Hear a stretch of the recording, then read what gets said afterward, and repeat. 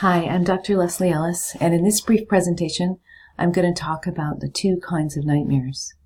I'm not sure if many people realize that there are two distinct kinds of nightmares, and it is also possible to be seen along a continuum, or at least that there is some low overlap between one and the other. But they do have implications for treatment, as you'll see in a minute. The first category of nightmare is probably the one that most of us are familiar with, the so-called idiopathic nightmares, which are just the normal nightmares that we can experience from time to time. They are more common in childhood, but about between 3 and 8% of the general adult population have these nightmares. And the figures vary because we don't always know how many nightmares people truly have, because it's really kind of difficult to capture those numbers accurately.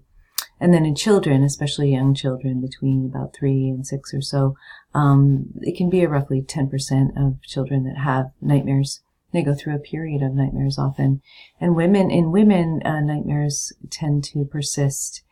One of the reasons for this may be that nightmares are often a reflection of the emotional intensity that a person suffers, and women do generally experience more intense emotion. But that's really not been determined.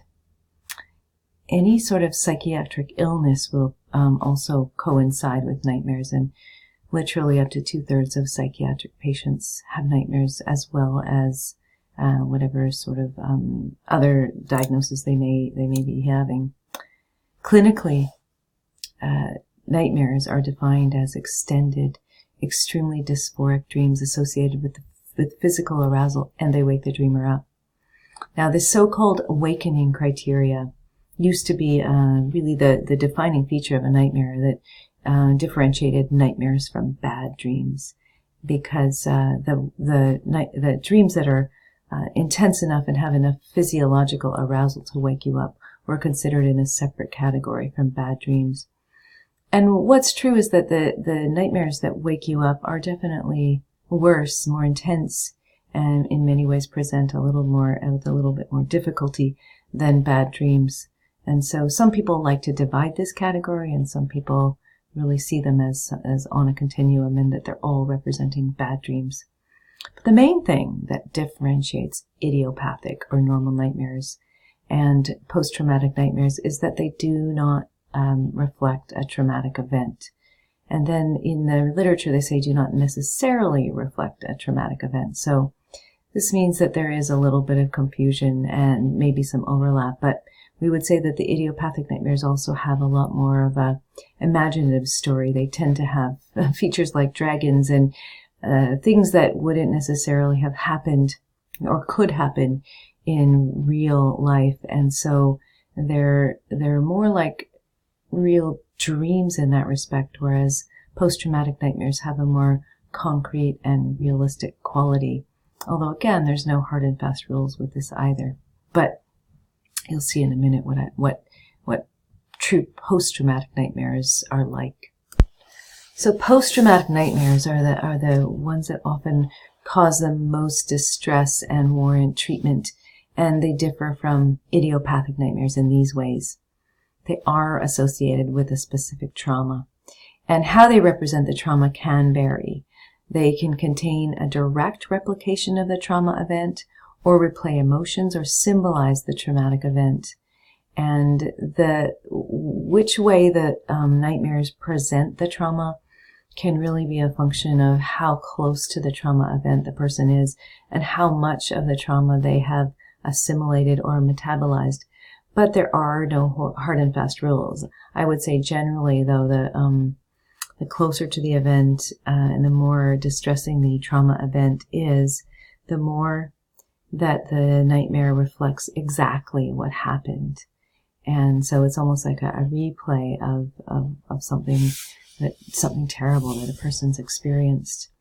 And they are associated with threat to survival or threat to their physical person. And they lead to more arousal, meaning more higher heart rate, faster respiration, just more physically, more heat, more sweat, and more distress. People also wake up more often from post-traumatic nightmares and can have several post-traumatic nightmares in a night and continually disrupt sleep. There's stronger aggression in these dreams and increased hopelessness. And so there is a way that these nightmares are on all measures more intense, more difficult, more distressing. And the kinds of people who might experience these are those who have experienced severe trauma, veterans, first responders, survivors of rape and torture, and refugees, for example, typically would experience post-traumatic nightmares. So most people associate post-traumatic nightmares with post-traumatic stress disorder. And it is true that these post-traumatic nightmares are one of the main symptoms of PTSD. And so often the PTSD nightmares get subsumed into that diagnostic category. But there is also in the DSM-5 a category specific to nightmares that is rarely used called nightmare disorder, which is what the DSM refers to as repeated occurrences of extended, extremely dysphoric and well-remembered dreams. And the frequency would determine the intensity of the diagnosis. So mild is less than one a week, up to severe, which is every night or more than one a night, and moderate somewhere in the middle. But these nightmares, recurring nightmares that can happen over, say, less than a month, they would be acute, or more than 6 months would be considered chronic. They're seen as a secondary symptom of PTSD because they do coincide. But there is an argument for giving them a separate diagnosis, even though they really are also linked in many ways. But it's because what happens is if someone's diagnosed with PTSD, they might be referred for treatment for PTSD, but not specifically separate treatment for their nightmares. And what the research has shown is that if you treat the nightmares, you get this double benefit that when you treat nightmares, the nightmare frequency and distress is reduced, and so are the PTSD symptoms, and quite significantly. While if you just treat the PTSD and not specifically the nightmares, some of the PTSD symptoms are improved, but the nightmares themselves are not. And because nightmares may play a role in perpetuating the disorder, and because when your dreaming is disturbed in this way, it's not healthy dreaming that tends to help regulate emotion and integrate traumatic experiences, it can take longer to recover. So you may or may not want to use the nightmare disorder diagnosis or work that way, but it's good to understand that PTSD and nightmares often go together, but they can be treated separately, and it's always a good idea to treat the nightmares. So one thing that's interesting about post-traumatic nightmares is that they do follow a specific progression, and this progression can be used to diagnose and to treat and to understand where on the recovery continuum somebody is if they have nightmare disorder or PTSD. So they follow this continuum, and that the worst and most difficult symptoms and less amount of recovery from trauma coincide with nightmares that are more of a concrete and direct replication of the trauma event. And then over time, or if a person has recovered from some of their trauma, the dreams will begin to weave in elements from other times and places, and more elements of current life will show up in these trauma dreams. So it won't just be about a particular trauma event, a terrible attack, or a experience with war, or in a refugee camp, or whatever the terrible event was. It will start to be infiltrated with places and people from current life. And then the dreams can also progress to containing metaphoric representations of the trauma. So this, the trauma can be represented by, for example, Ernest Hartman would suggest, like, the overwhelming emotion from the trauma could be seen as a big tidal wave. And the thing is, it's not a hard and fast rule, because sometimes the initial dreams of people who've suffered from severe trauma will not be replications, but roughly about 2/3 of them are, and that proportion will go down with time. So it's a general rule, but not a hard and fast one. And I don't know if there are ever any real hard and fast rules in working with dreams. But what I would like to say is this progression, wherever they start on this progression, that the closer that the nightmares could become towards more normal dreams, more idiopathic nightmares, and then more just regular dreams that have imaginative elements and weave in past and present and really don't look anything like what could happen or did happen in real life, the more this coincides with recovery. And in some cases, the dreams themselves can be seen as facilitating recovery.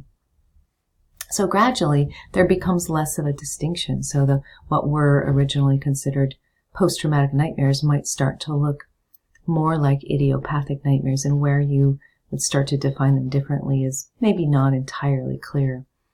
And one thing I'd like to point out, because it used to be thought that with survivors of the worst possible traumas, those who, for example, have survived the Holocaust and experienced concentration camps, that used to be considered that if the trauma was bad enough, it was best to forget, and that the people who fared better were the ones who did not think about the trauma, didn't recall it, and didn't work with their dreams around it. But a more recent study from a Polish researcher who looked at 500 dreams of the survivors of Auschwitz found that only about 10% of those dreams were now the concrete direct replication of the trauma. So all of these dreams were now starting to become more like healthy dreams, weaving in elements from other times.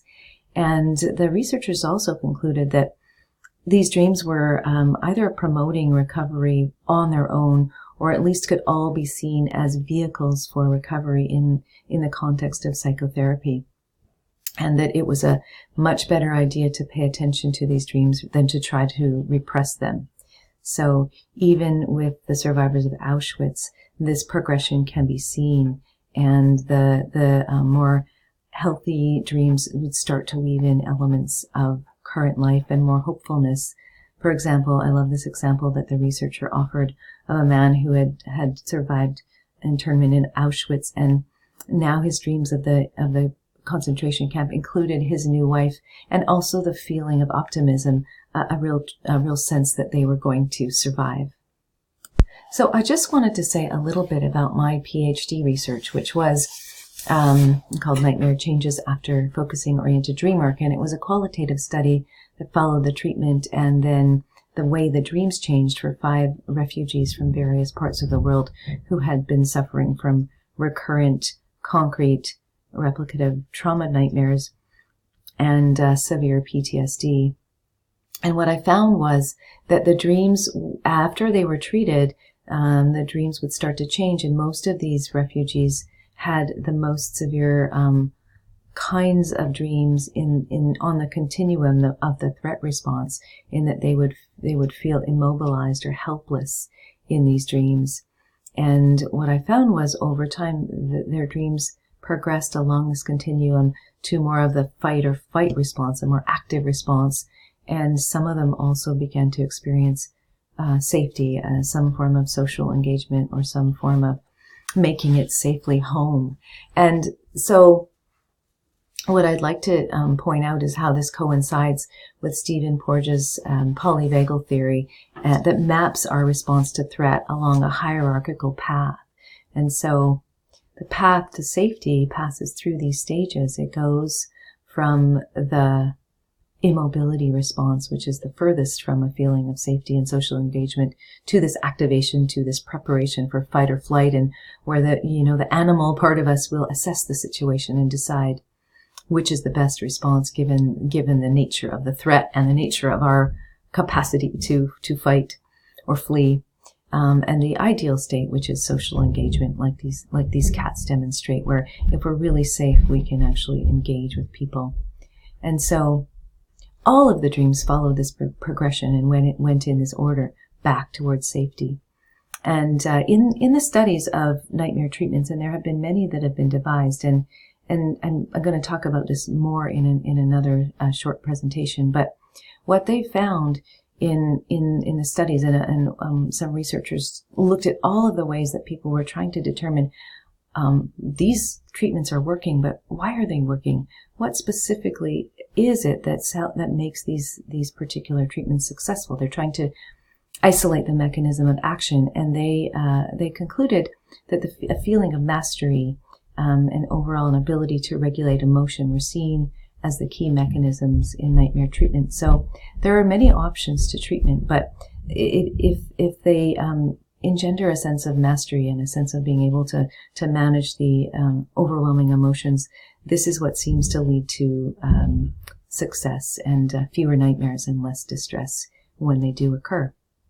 Thank you so much for listening.